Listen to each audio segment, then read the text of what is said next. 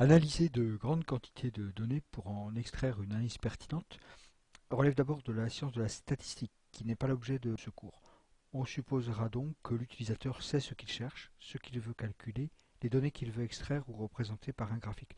Nous nous intéresserons dans cette séquence aux mécanismes de traitement de données disponibles dans les tableurs, pour sélectionner les données jugées pertinentes, les ordonner, les agréger dans des tableaux de synthèse et en donner des représentations graphiques. Charge à l'utilisateur de vérifier à chaque fois que le traitement qu'il effectue a bien un sens, que la sélection d'une partie des données initiales ne va pas introduire un biais, que la représentation graphique montre bien les grandeurs voulues. Alors, pour donner une vue synthétique d'une série de données, on peut par exemple remplacer les données par un comptage de ce qui semble caractéristique, ou ajouter une courbe qui va représenter leur évolution. L'objectif est de permettre d'appréhender d'un coup d'œil ce qui caractérise globalement la série de données. Parfois, on pourra faire les deux.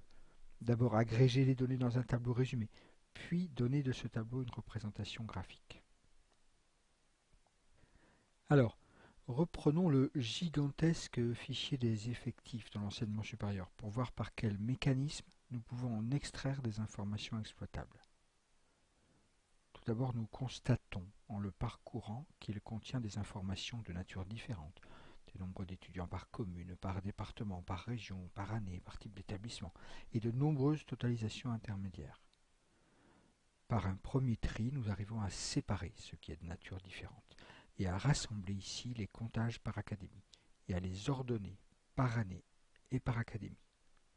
Nous constatons cependant à ce niveau que restent juxtaposés des comptages différents par type d'établissement, BTS, CPGE, université, et des totalisations partielles.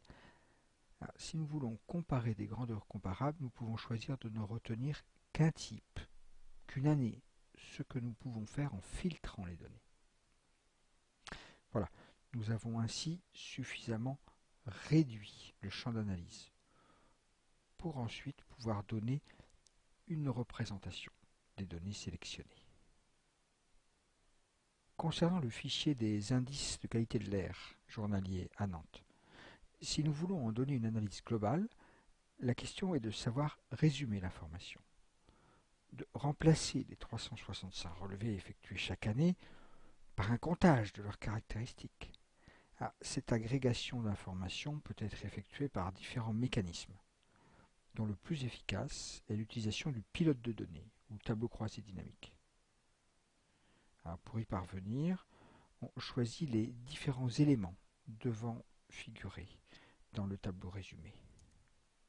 On observe alors directement sur un seul tableau, tenant sur une seule page, les évolutions principales d'année en année. On y voit l'évolution de la qualité de l'air, mais on ne voit plus bien sûr les variations saisonnières. Ce tableau peut aussi être plus facilement représenté graphiquement. Attention à choisir un format de tableau qui montre bien pour chaque année la répartition des 365 jours entre les différents indices de qualité et l'évolution de cette répartition d'année en année.